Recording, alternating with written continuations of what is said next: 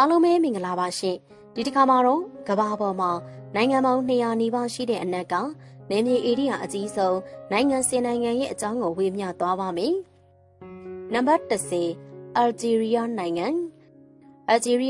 ကတော့အာဖရိကမြောက်ပိုင်းမှာတည်ရှိနေတဲ့နိုင်ငံဖြစ်ပြီးကမ္ဘာပေါ်မှာ10ခုမြောက်အကြီးဆုံးနိုင်ငံဖြစ်တယ်လို့အာဖရိကရဲ့ဧရိယာအကြီးဆုံးနိုင်ငံလည်းဖြစ်ပါတယ်ဒီနိုင်ငံဟာမြောက်ဘက်မှာမြေထဲပင်လယ်အနောက်ဘက်မှာမော်ရိုကိုနိုင်ငံနဲ့အနောက်ဆာဟာရာအနောက်တောင်ဘက်မှာမာလီနဲ့နိုင်ဂျာအရှေ့တောင်ဘက်မှာလစ်ဗျားနဲ့အရှေ့မြောက်ဘက်မှာတူနီရှားနိုင်ငံတွေနဲ့နယ်နိမိတ်ချင်းထိစပ်နေပါတယ်။နိုင်ငံရဲ့မြေမျက်နှာသွင်းပြင်အများစုကဂန္ဓာရဆန်ပြီးမြောက်ဘက်မြေထဲပင်လယ်ကမ်းရိုးတန်းတစ်လျှောက်မှာတော့အတ္တလတ်တောင်တန်းတွေတွေ့တန်းလျက်ရှိပါတယ်။လူဦးရေ45သန်းခန့်နေထိုင်တဲ့နိုင်ငံဖြစ်ပြီးမြို့တော်နဲ့အကြီးဆုံးမြို့ကတော့ AGS မြို့ဖြစ်ပါတယ်။အယ်ဂျီးရီးယားနိုင်ငံရဲ့အကျယ်ဝန်းကတော့12ရန်မိုင်ပေါင်း9,195,995ဖြစ်ပါတယ်။နံပါတ်9ကာဇက်စတန်နိုင်ငံကမ္ဘာပေါ်မှာ9ခုမြောက်ဧရိယာအကြီးဆုံးနိုင်ငံကတော့အလဲအာရှမှာတည်ရှိနေတဲ့ကာဇက်စတန်နိုင်ငံဖြစ်ပါတယ်။ရုရှားတရုတ်ကာဇက်စတန်ဥဇဘက်ကစ္စတန်တာခ်မင်နစ္စတန်ကက်ဆစ်ပီယန်ပင်လယ်တို့နဲ့ထိစပ်လျက်ရှိတဲ့ဒီနိုင်ငံဟာကမ္ဘာပေါ်မှာအကြီးဆုံးကုန်းတွင်းပိတ်နိုင်ငံလေးဖြစ်ပါတယ်။ကာဇက်စတန်ကတော့ဒေဂန္နာရတွေတစ်တော်တွေရှိကန်တွေတောင်တန်းတွေစားတဲ့မတူကွဲပြားတဲ့မြေမျက်နှာသွင်းပြင်ကိုပိုင်ဆိုင်ထားပါတယ်။ဒီနိုင်ငံရဲ့လူဦးရေစုစုပေါင်းက19.4 သန်းဖြစ်ပြီးမြို့တော်ကအက်စတာနာဖြစ်ခါအကြီးဆုံးမြို့ကတော့အယ်မာတဲဖြစ်ပါတယ်။ကာဇက်စတန်နိုင်ငံရဲ့စုစုပေါင်းဧရိယာကတော့12ရန်မိုင်ပေါင်း10,500,200ဖြစ်ပါတယ်။နံပါတ်8အာဂျင်တီးနားနိုင်ငံကတော့တောင်အမေရိကတိုက်မှာဘရာဇီးနိုင်ငံရဲ့နောက်ဒုတိယဧရိယာအကြီးဆုံးနိုင်ငံလေးဖြစ်ပါတယ်။တောင်အမေရိကတိုက်ရဲ့တောင်ဘက်ပိုင်းမှာတည်ရှိနေပြီးချီလီဘိုလီဗီးယားပါရာဂွေးဘရာဇီးဥရုဂွေနိုင်ငံတွေနဲ့နယ်နိမိတ်ချင်းထိစပ်လျက်ရှိပါတယ်။အန်ဒီစတောင်တန်းဒေသအပြင်ဖန်ပတ်စ်မြက်ခင်းစိမ်းနယ်မြေနဲ့အတ္တလန်တိတ်ကမ်းရိုးတန်းနယ်မြေတွေကိုပိုင်ဆိုင်ထားပါတယ်။လူဦးရေ46သန်းခန့်နေထိုင်တဲ့နိုင်ငံဖြစ်ပြီးဘွဲနိုဆိုင်းရပ်စ်ကတော့မြို့တော်နဲ့အကြီးဆုံးမြို့ဖြစ်ပါတယ်။ကမ္ဘာ8ခုမြောက်ဧရိယာအကြီးဆုံးနိုင်ငံဖြစ်တဲ့အာဂျင်တီးနားနိုင်ငံရဲ့စုစုပေါင်းအကျယ်အဝန်းက12ရန်မိုင်ပေါင်း10,903,500ဖြစ်ပါတယ်။နံပါတ်9အိန္ဒိယနိုင်ငံတတမမြောက်ကမ္ဘာဧရိယာအကြီးဆုံးနိုင်ငံကတော့အာရှတိုက်တောင်ပိုင်းမှာတည်ရှိနေတဲ့အိန္ဒိယနိုင်ငံဖြစ်ပါတယ်။လူဦးရေသန်းပေါင်း1300ကျော်နေထိုင်လျက်ရှိတဲ့အိန္ဒိယနိုင်ငံဟာပါကစ္စတန်တရုတ်နီပေါဘူတန်ဘင်္ဂလားဒေ့ရှ်မြန်မာနိုင်ငံတွေနဲ့နယ်နိမိတ်ချင်းထိစပ်နေပါတယ်။အိန္ဒိယသမုဒ္ဒရာကမ်းရိုးတန်းနဲ့အတူဟီမဝနာတောင်တန်းဒေသ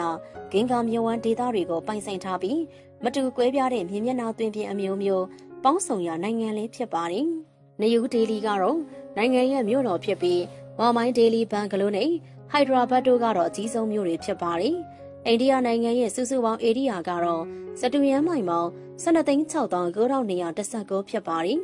။နံပါတ်6ဩစတြေးလျနိုင်ငံအများစုကတော့ဩစတြေးလျနိုင်ငံဟာဩစတြေးလျတိုက်ရဲ့တစ်ခုတည်းသောနိုင်ငံအဖြစ်ထင်လို့ရှိပေမဲ့တကယ်တော့မဟုတ်ပါဘူး။ပထဝီအရောက်ဆိုရင်ဩစတြေးလျတိုက်မှာနယူးဂီနီကျွန်းကလည်းပါဝင်နေတာကြောင့်ဩစတြေးလျနိုင်ငံအပြင်ပါပူအာနယူးဂီနီနိုင်ငံနဲ့အတူအင်ဒိုနီးရှားနိုင်ငံရဲ့နေမြေတစ်စိတ်တစ်ပိုင်းဟာလည်းဩစတြေးလျတိုက်မှာပါဝင်နေတယ်လို့ဆိုရမှာပဲဖြစ်ပါတယ်။ကန်ဒါရနယ်မြေတွေအပြင်တောင်တန်းဒေသကမ်းရိုးတန်းဒေသတွေကိုပိုင်ဆိုင်ထားပြီးနေထိုင်သူအများစုကတော့ကမ်းရိုးတန်းဒေသတွေမှာပဲအခြေချနေထိုင်ကြပါတယ်။နယ်မြေကျယ်လုံးပေမဲ့တနိုင်ငံလုံးမှာလူဦးရေ26သန်းခန့်သာနေထိုင်ပါတယ်။ကန်ဘာရာကိုမြို့တော်အဖြစ်သတ်မှတ်ထားပြီးစစ်ဒနီမဲလ်ဘော့နဲ့ဘရစ်ဘိန်းမြို့တွေကအကြီးဆုံးမြို့တွေဖြစ်ပါတယ်။ဩစတြေးလျနိုင်ငံရဲ့အကျယ်ဝန်းကတော့12ရန်မိုင်ပေါင်း29,6၉,909ဖြစ်ပါတယ်။နံပါတ်5ဘရာဇီးနိုင်ငံကတော့ကမ္ဘာပေါ်မှာပြစ်စမားမြောက်ဧရိယာအကြီးဆုံးနိုင်ငံဖြစ်တယ်လို့တောင်အမေရိကတိုက်ရဲ့အကြီးဆုံးနိုင်ငံလေးဖြစ်ပါတယ်။တောင်အမေရိကတိုက်ရဲ့အရှေ့ပိုင်းမှာတည်ရှိနေပြီးချီလီနဲ့အီကွေဒေါနိုင်ငံတွေကလွဲလို့ကျန်တောင်အမေရိကနိုင်ငံအားလုံးနဲ့နယ်နိမိတ်ချင်းထိစပ်လျက်ရှိပါတယ်။ဆာဗာနာမြက်ခင်းပြင်ဒေသအပူပိုင်းကမ်းခြေတွေအရှေ့ဘက်ကမ်းရိုးတန်းဒေသနဲ့အတူအမေဇုံမိုးတစ်တော်ဧရိယာတွေဟာလေဒီနိုင်ငံထဲမှာပါဝင်နေပါတယ်။ဘရာဇီးနိုင်ငံမှာတော့လူဦးရေသန်း220နီးပါးနေထိုင်ပြီးကမ္ဘာ9ခုမြောက်လူဦးရေအများဆုံးနိုင်ငံလေးဖြစ်ပါတယ်။ဘရာဇီးလီယာကတော့မြို့တော်ဖြစ်ပြီးဆော်ပိုလိုနဲ့ရီယိုဒီဂျနေရိုမြို့တွေကနိုင်ငံရဲ့အကြီးဆုံးမြို့တွေဖြစ်ပါတယ်။ဘရာဇီးနိုင်ငံရဲ့စုစုပေါင်းဧရိယာကတော့12ရန်မိုင်ပေါင်း 32သိန်း89,956ဖြစ်ပါတယ်။နံပါတ်4အမေရိကန်နိုင်ငံမြောက်အမေရိကမှာတော့အမေရိကန်နိုင်ငံဟာကနေဒါနိုင်ငံရဲ့နောက်ဒုတိယဧရိယာအကြီးဆုံးနိုင်ငံဖြစ်ပါတယ်။မြောက်ဘက်မှာကနေဒါနိုင်ငံတောင်ဘက်မှာမက္ကဆီကိုနိုင်ငံတွေနဲ့နယ်မြေချင်းထိစပ်နေတဲ့အမေရိကန်နိုင်ငံဟာပေါ်တိုရီကိုဂွမ်စတဲ့ပင်လယ်ရပ်ခြားပိုင်နက်များစွာကိုလည်းပိုင်ဆိုင်ထားတဲ့နိုင်ငံဖြစ်ပါတယ်။ဒေသနာရဒေသတောင်တန်းဒေသ Green Canyon နဲ့တစ်တောနယ်မြေဂိမ်းရိုးတန်းဒေသတွေနဲ့ဖွဲ့စည်းထားတဲ့နိုင်ငံလည်းဖြစ်ပါတယ်။အမေရိကန်မှာတော့လူဦးရေတန်း330ကျော်နေထိုင်ပြီးမြို့တော်ကဝါရှင်တန် DC ဖြစ်ပြီးအကြီးဆုံးမြို့ကနယူးယောက်စီးတီးဖြစ်ပါတယ်။အမေရိကန်နိုင်ငံရဲ့စုစုပေါင်းအကျယ်ဝန်းကတော့စတူရဲမိုင်ပေါင်း36သိန်း89,649ဖြစ်ပါတယ်။နံပါတ်3တရုတ်နိုင်ငံ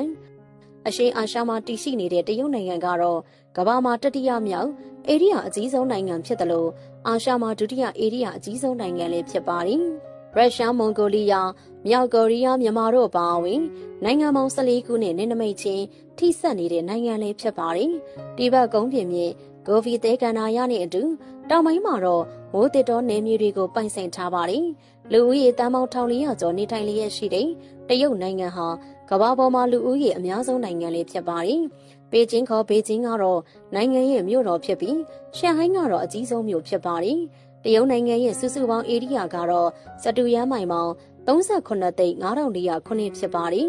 ။အချို့စည်ရင်းတွေမှာတော့အမေရိကန်ကိုနယ်မြေအကြီးဆုံးနံပါတ်3နေရာမှာဖော်ပြပြီးတရုတ်ကိုနံပါတ်4နေရာမှာဖော်ပြနေရှိပါတယ်။ဒီလိုဖြစ်ရခြင်းကတော့တနိုင်ငံချင်းဆိုရင်တရုတ်နိုင်ငံကဧရိယာအနည်းငယ်ပိုကြီးပေမဲ့ပင်လယ်ရပ်ခြားပိုင်နက်နယ်မြေတွေကိုထည့်ပေါင်းလိုက်တဲ့အခါမှာတော့အမေရိကန်ရဲ့ဧရိယာကပိုကြီးသွားလို့ဖြစ်ပါတယ်။နံပါတ်2ကနေဒါကမ္ဘာပေါ်မှာဒုတိယဧရိယာအကြီးဆုံးနိုင်ငံဖြစ်တဲ့ကနေဒါနိုင်ငံကတော့မြောက်အမေရိကတိုက်ရဲ့အကြီးဆုံးနိုင်ငံလေးဖြစ်ပါတယ်။တောင်ဘက်မှာအမေရိကန်နိုင်ငံမြောက်ဘက်မှာအာတိတ်သမုဒ္ဒရာတို့နဲ့ထိစပ်နေတဲ့နိုင်ငံလေးဖြစ်ပါတယ်။ Rocky တောင်တန်းဒေသဂရိတ်လိရေကန်ကြီးများဒေသအာတိတ်ဝင်းကျင်ဒေသအပြင်စတူရန်မိုင်1000နဲ့အထက်ကျယ်ဝန်းနေကျောင်းပေါင်း10ကျောင်းကျော်ကိုလည်းပိုင်ဆိုင်ထားပါသေးတယ်။ကနေဒါဟာဧရိယာကြီးလွန်းပေမဲ့လူနေထိုင်မှုကတော့အလွန်ကျယ်ပါပြီးတနိုင်ငံလုံးရဲ့လူဦးရေဟာ39သန်းခန့်သာရှိပါတယ်။ကနေဒါနိုင်ငံရဲ့မြို့တော်ကအော်တဝါဖြစ်ပြီးတိုရန်တို၊မွန်ထရီယယ်နဲ့ဗန်ကူးဗာမြို့တွေကနိုင်ငံရဲ့အကြီးဆုံးမြို့တွေဖြစ်ပါတယ်။ကနေဒါရဲ့စုစုပေါင်းဧရိယာအကျယ်အဝန်းကတော့စတူရန်မိုင်ပေါင်း38သိန်း95,100ဖြစ်ပါတယ်။နံပါတ်1ရုရှားကမ္ဘာပေါ်မှာဧရိယာအကြီးဆုံးနိုင်ငံဖြစ်တဲ့ရုရှားနိုင်ငံကတော့အာရှတိုက်နဲ့ဥရောပတိုက်နှစ်ခုစလုံးမှာပါဝင်နေတဲ့နိုင်ငံဖြစ်ပါတယ်။နိုင်ငံဧရိယာစုစုပေါင်းရဲ့89%ကအာရှတိုက်မှာပါဝင်နေပြီး23%ကတော့ဥရောပတိုက်ထဲမှာပါဝင်နေပါတယ်။တရုတ်၊ယူကရိန်း၊ဘယ်လာရုစ်၊ပိုလန်စတဲ့နိုင်ငံပေါင်း14နိုင်ငံနဲ့နယ်နိမိတ်ချင်းထိစပ်နေပြီးသမုဒ္ဒရာ3ခုပင်လယ်ပေါင်း12ခုတို့နဲ့ထိစပ်နေတဲ့နိုင်ငံလေးဖြစ်ပါတယ်။အဓိကမြေမျက်နှာတွင်ပြင်တွေကတော့ရုရှားလွင်ပြင်ဒေသ၊ယူရေတောင်တန်းဒေသ၊စိုက်ဘေးရီးယားကုန်းမြင့်ဒေသ၊စိုက်ဘေးရီးယားလွင်ပြင်ဒေသ၊ကန်ချတ်ကာကျွန်းဆွယ်ဒေသစတာတွေဖြစ်ပါတယ်။ရုရှားနိုင်ငံရဲ့စုစုပေါင်းနေထိုင်သူ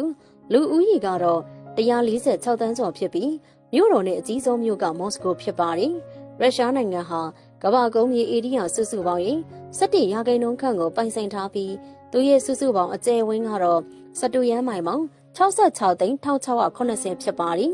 ။ဒီတစ်ခါဝေမျှခဲ့တာကတော့ကမ္ဘာပေါ်ကဧရိယာအကြီးဆုံး10နိုင်ငံရဲ့အကြောင်းပဲဖြစ်ပါ